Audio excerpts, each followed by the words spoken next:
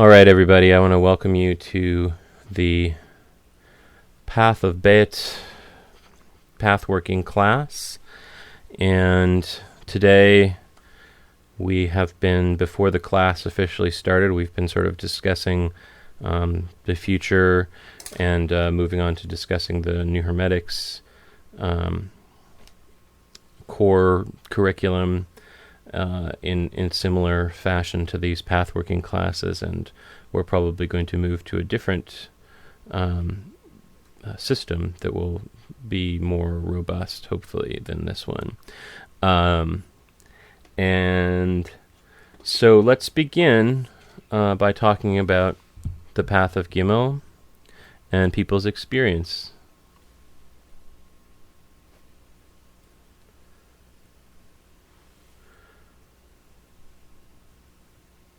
The path of Gimel is a very sort of loving and embracing and radiant kind of a path, and at least in the form in which we're approaching it, although it could also be approached from a more sort of desert-oriented, scary path in terms of, say, the crossing the abyss kind of an attitude towards it. I chose to approach it from a bit more of a naturalistic place, simply because, as I said, it's an artificial path, and so there's no reason to make it unpleasant or difficult, because we're talking about moving from a state of divine union into a deeper state of divine union. So, so how is everybody's experience with it? I assume some of you are typing.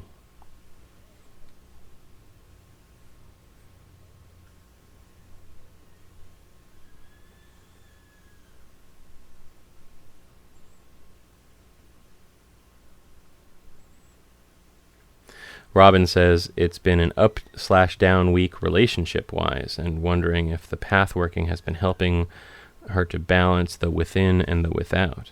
Well, I'd like to believe that. Do you mean that you've been fighting like cats and dogs and then making up, or are you referring to something else? Juan says, as corny as it may sound, this pathworking held a we are the world kind of vibe. At some point, I could see myself above this planet and feeling much like an astronaut on the moon. Robin said, have you a camera in my house? Yeah. I mean, couples fight. It happens. Yeah, so, I mean, hopefully the we are the world kind of a vibe of it has been helping you balance some of that energy out. And, the energy specifically of the tarot card, the High Priestess, tends to be an energy of kind of wisdom and feminine, divine, that sort of mystical experience.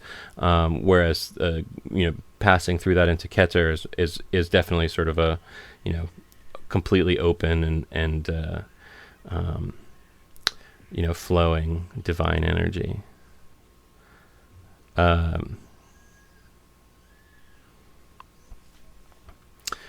So Robin says that there's a lot of emotions coming up, yeah, and that's definitely, the divine feminine tends to be the more heart-oriented divine energy.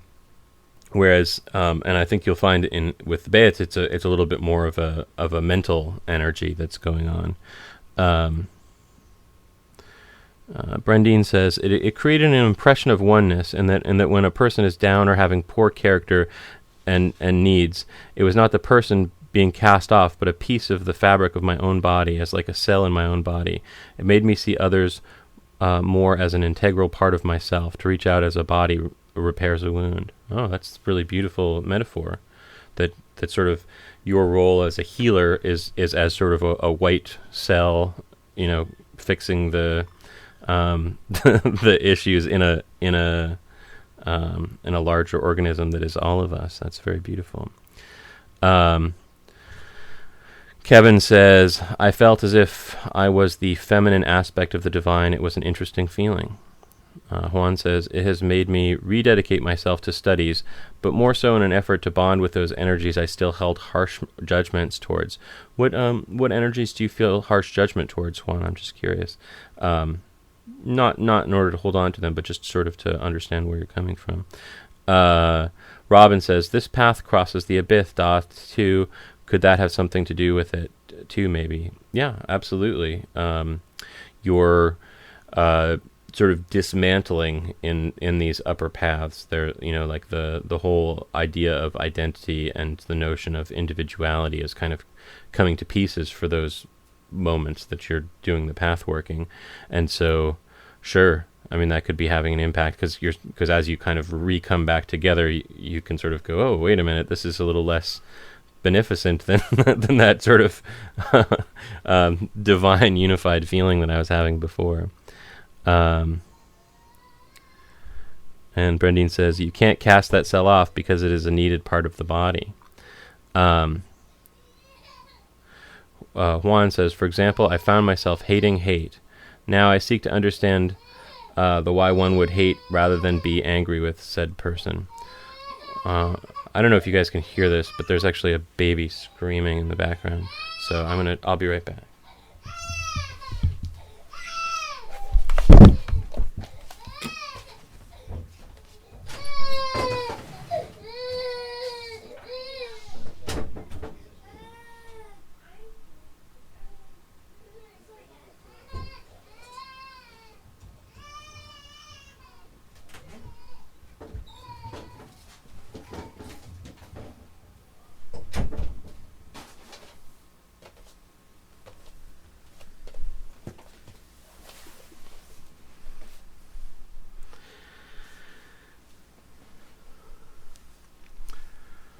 Sorry if I gave you a butt shot there.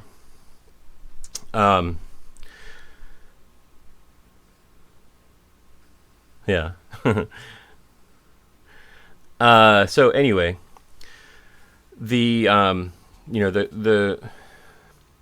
essence of these paths is really about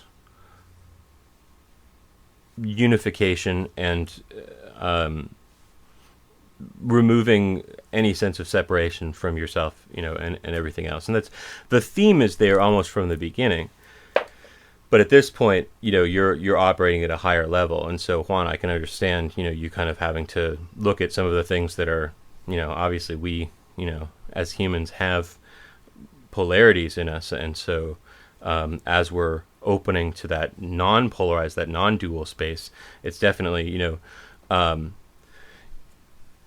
ultimately, hate is just a concept, a thing that is temporary. It's not permanent, so it's not real in any sense. So, in this space, it is something that you can let go of. Now, if you are, walking in the street and you see someone being mean to another person, and you feel like you have the wherewithal to give a message of love, there's nothing wrong with doing that either. It's not. There's a difference between how one conducts oneself in one's life and the feelings that one has going on inside of oneself. I hope that you guys understand that. I think you do.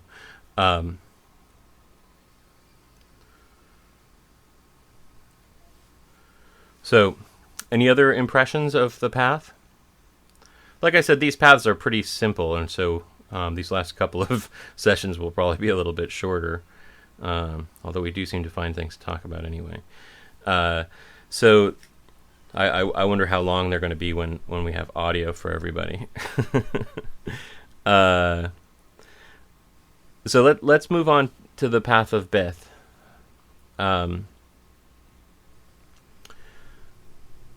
This is the second to final path in this series.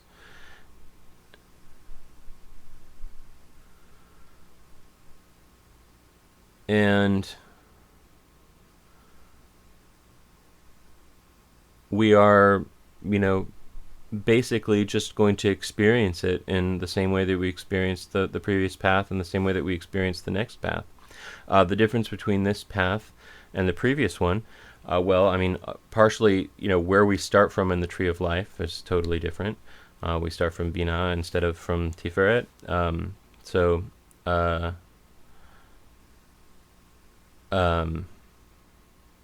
Kevin says that he's regained a desire to go through all the paths again on his own. Yeah, and I certainly don't think that we're done, not by a long stretch of the imagination. I know I'm not done. So, this particular path has to do with the expression of the divine into the matrix of possibilities, and it is represented in the tarot by the card the Magician. And I'm trying to see if I have a Magician card around here somewhere. Now, the magicians that I've created tend to be more reminiscent of the way that Crowley represents them, which is this sort of mercurial divine being flowing through things. This is my my one from the sexual sorcery decks, and he's Mercury sort of flying, radiating out stuff, and you see these structures kind of coming together underneath, not as being actuality so much as being things that are possibilities that are coming together underneath him. But if we look at the Magician from, I know I'll find it soon, from the Rider-Waite deck, we see a fairly different image being represented, and that is of this sort of youthful figure who still has the infinity above his head. He's got the four elements laid out before him, and he's got the serpent coiled around his stomach, which represents eternity as well. But there's a certain amount of a young quality to him, and that is true of the energy, but at the same time it's a wise energy.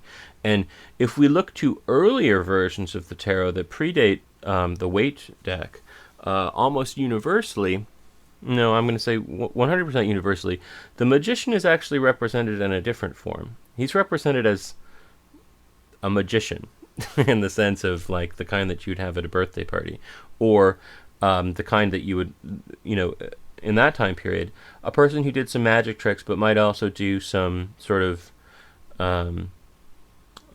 charms for you or something like that, or help you to get the woman that you want, or the husband that you want. And so it was a little bit of a blend of two different worlds.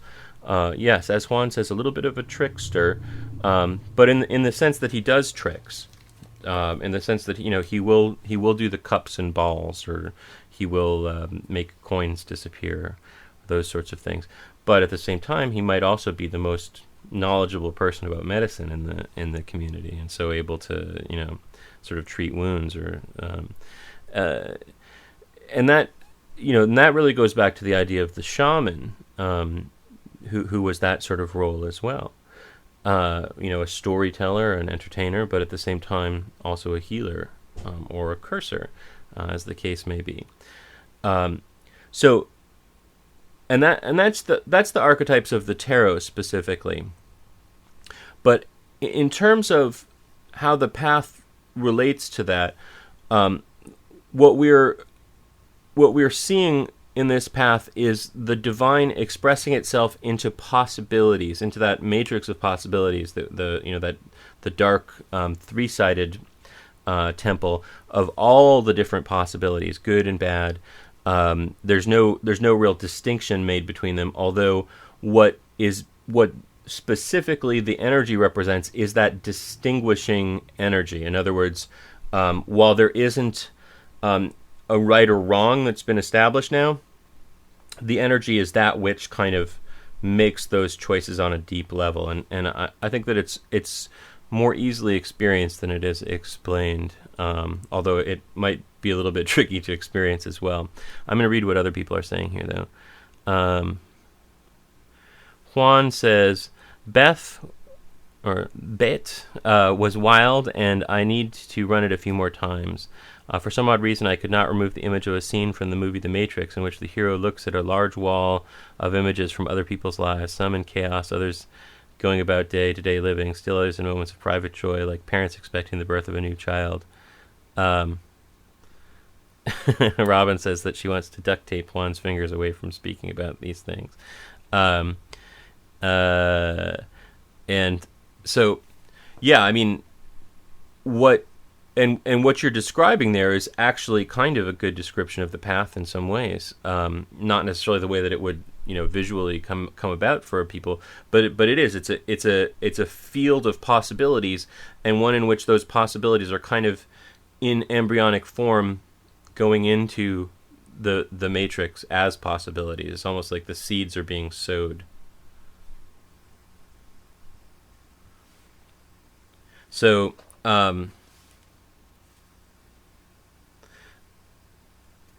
it's the creator of the illusion of separation as well, ultimately. And so,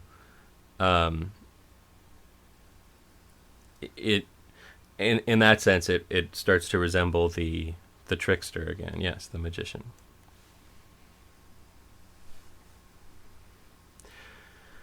Because going back to a theme that I've been talking about throughout this, there ultimately is just experience. There isn't a Robin and a Juan, or a Jason and a Brindusha. There's just experience. The experience is happening from different perspectives, but it's just one thing. It's not more than one thing. It's just experience. It's just consciousness. It's just awareness, becoming aware of differing tone values within that awareness. But it is one thing. And so when we say that there's a perceiver and then a perception, that is a separation that is really artificial.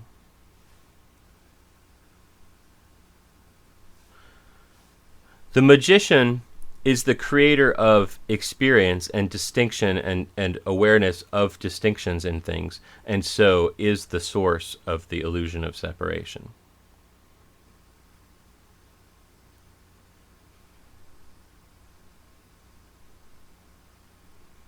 Brendine asked, "Is the magician is the creator of the illusion of separation?" Did I hear that correctly? And so I was answering that question. So, realistically speaking, what you're going to experience on this recording is a presentation of that concept, of that awareness of things coming into being and possibilities kind of coming into awareness and distinguishing between those things, and that's within the sort of divine unity and then leading into divine unity. So there's no adventure to be had within that, and so it's very open-ended, and so you will experience things in different possible ways. Robin says, however, if properly understood, could the magician also be the one aware of being the creator of the illusions of separation?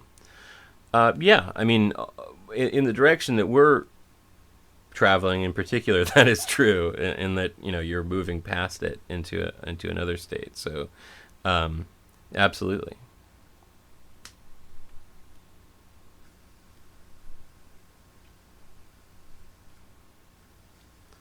So, as I said, this is a very simple and clear one. So,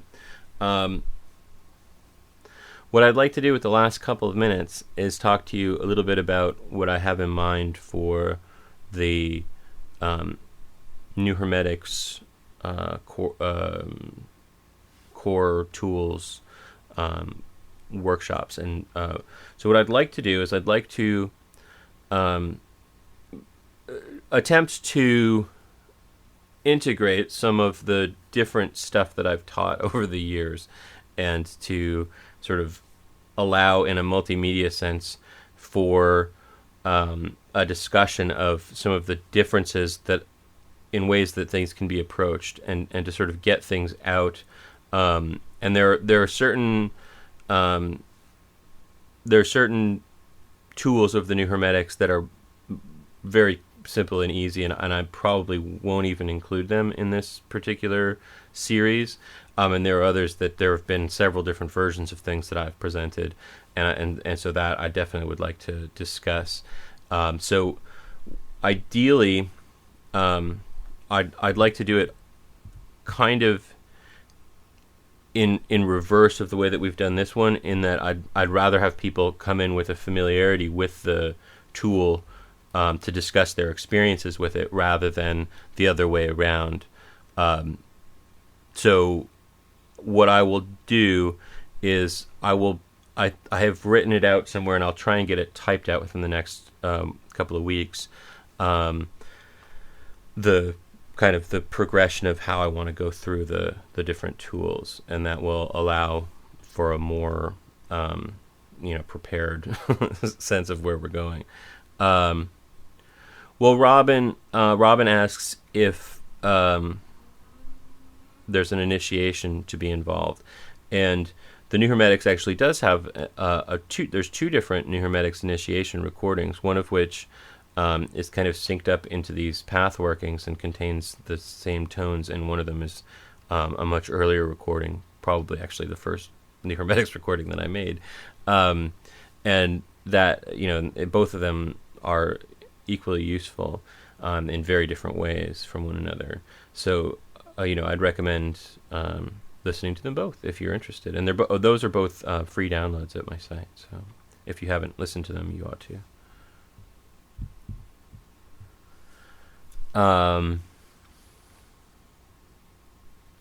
And so I guess that's it. Go ahead and ask any questions that you've got about either of these two topics or any other, and then we'll call it a day.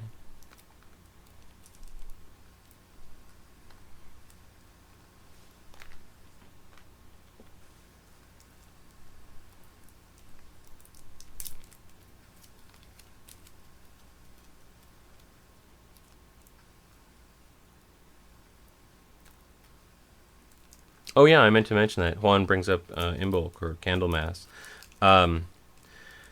It's something that I haven't included in. I haven't made recordings for or anything like that, but it's definitely an important seasonal holiday.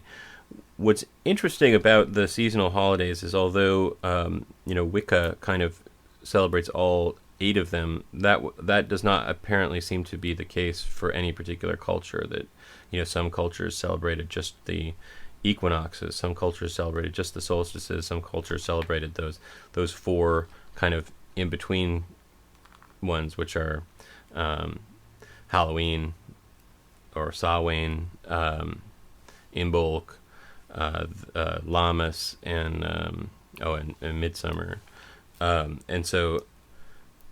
Is that right? No. What's the one that I'm missing? I guess maybe it is Midsummer. Brandusha says Brigitte's Day or Brigitte's Day. Yeah, that's the same holiday as Imbolc. So it's a festival of lights, and so in that way it kind of resembles Yule, and it's a renewal festival, or not so much a renewal. It's a almost like a maintenance festival, that we're in the sort of doldrums, the coldest part of the year, and we sort of keep the flames going through that time into the spring that's coming. It's sort of a boosting energy towards the spring. So my feeling for it, if you're wanting to integrate it into a personal self-development structure, is that it really has to do with sort of we had some sort of a little bit of boost of energy with at Yule, and then with the New Year's resolutions and so forth, and so this is kind of like the gut check for that.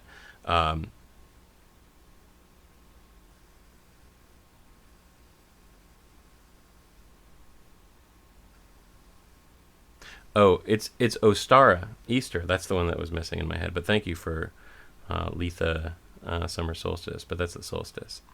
Um, yeah, Lammas is like right at my birthday. So, did that make sense, what I said? Did I finish my thought, or I was distracted by reading the... Imbolc is today, yes.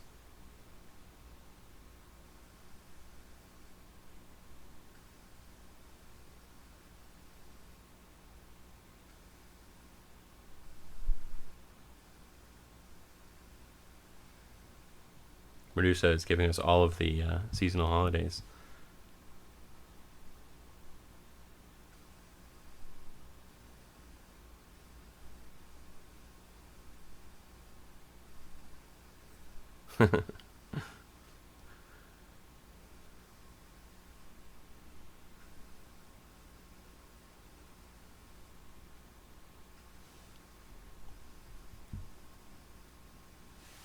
So,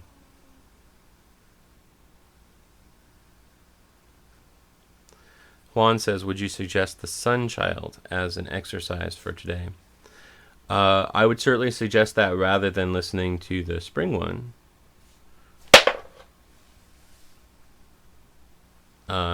It might be a good day for checking in with your goals, a good day for doing workings that specifically relate to your goals. Like, for instance, if you have a goal to, stop procrastinating, to specifically take a look at the inner structures of that procrastination and do some work towards eliminating them from your consciousness. Medusa suggests the vision board. Seems like a good one as well.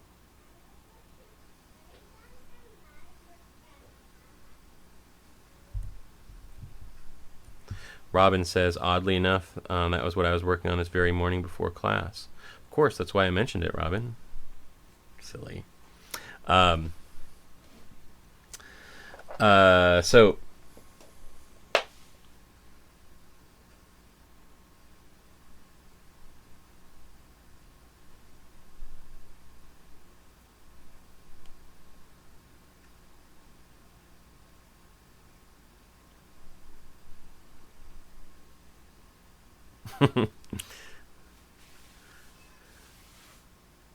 So Juan says, so listening and connecting to the Sun Child, as well as addressing or readdressing goals, anything else. You need to remove the cameras from my home and get out of my head, Robin said. And Kevin says, we synchronize our lives in the spirit world. It's true, especially when we, when you have a long-term relationship with someone, oftentimes, even if they're far away, they'll be going through similar things to you because you guys have patterned your lives in similar ways, or various other ways in which we connect with each other as well. So in a strictly spiritual sense, today is a day for candle lighting. So creating something that involves light and maintaining the light, and sort of conquering the darkness is the energies that specifically relate to this holiday and this energetic time period.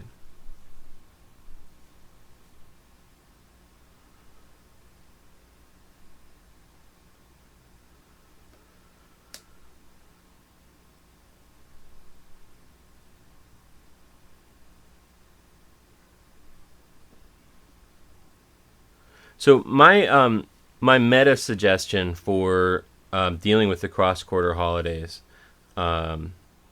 which we've now established are Samhain, Easter or Ostara, Lammas, and Imbolc. My meta suggestion for them would be to utilize them as a time of doing sort of specific actions that relate to where you're heading in things. The other times are more initiating and initiatory, whereas these times are more action oriented. So in other words, at at Samhain, it's a good idea to like connect with the spirit world and connect with the ancestors in order to kind of empower the future. And so, these sorts of things that are kind of like specific actions that relate to where things are heading in your life, whether that is the great work or your own individual great work of your life. So, anyway, speaking of work, I'm actually going to be working next Sunday, unfortunately. So, we're gonna have it in 2 weeks. Kevin, obviously, you were typing about it even as I was beginning to speak about it because your message came up before I even finished my thought. So the last one of these will be in 2 weeks. And then probably right at the beginning of March we'll start up although we might wait till the equinox. That might be a magically appropriate thing to do to begin the New Hermetics ones. So excellent. I'll see you guys in 2 weeks. Wonderful to see you all.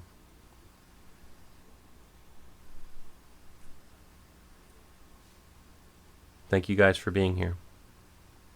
I love you all.